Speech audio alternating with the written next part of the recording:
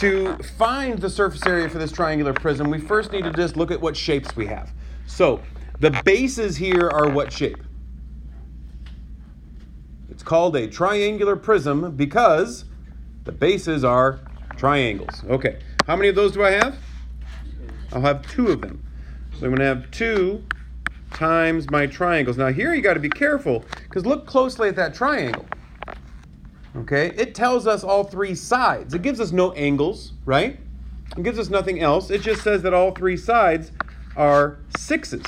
And so what type of triangle is this? Equilateral. Very good. We'll come back to that in a moment. All right, plus we have then 3 rectangles. Are all the rectangles congruent? Yes.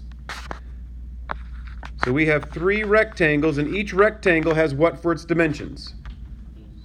8 by 6. Absolutely.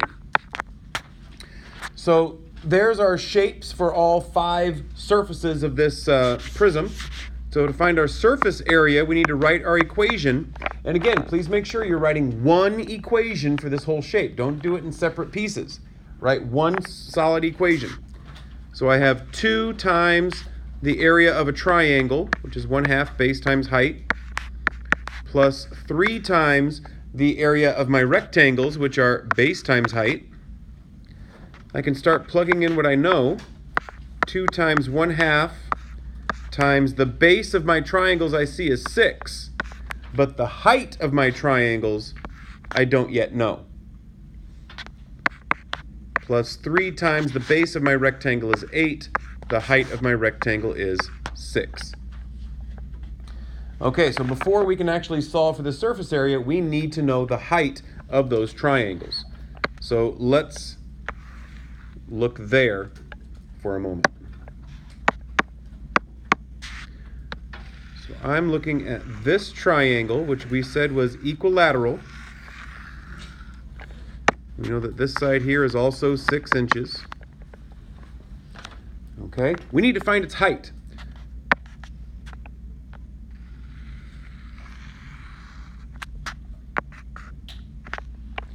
Way back when, I taught you guys a property for an altitude or an angle bisector or a median or a perpendicular bisector being drawn from the vertex angle of an isosceles triangle, which is essentially what this is.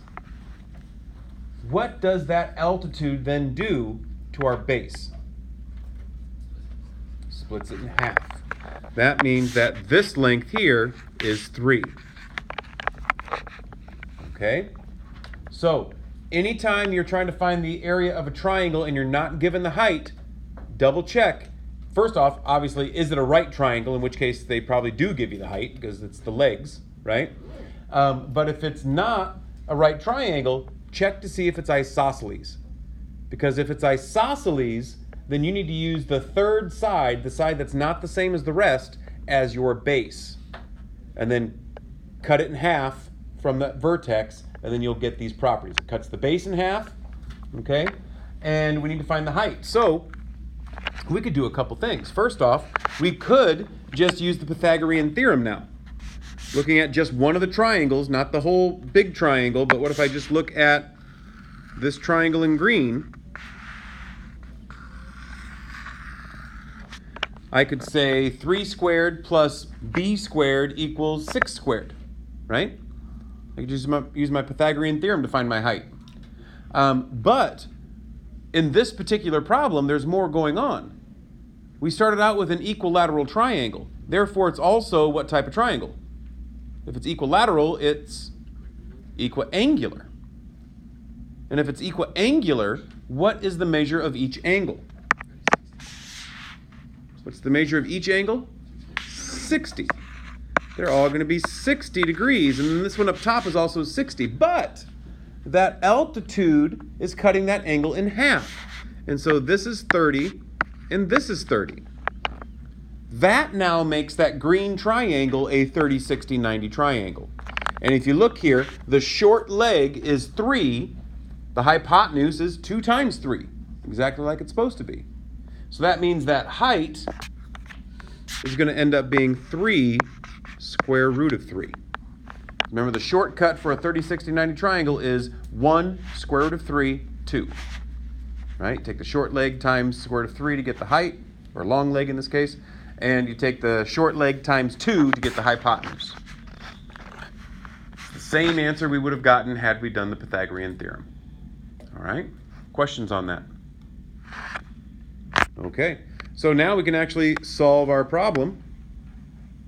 Solve for that surface area by plugging in the height we just found. 3 square root of 3. All right, so 2 times 1/2 goes away. 6 times 3 is 18. And someone with a calculator handy, we need to take 3 times 8 times 6. 144. And like I was saying in the homework earlier, we want to have the rational number first plus the irrational number second. And that is square inches.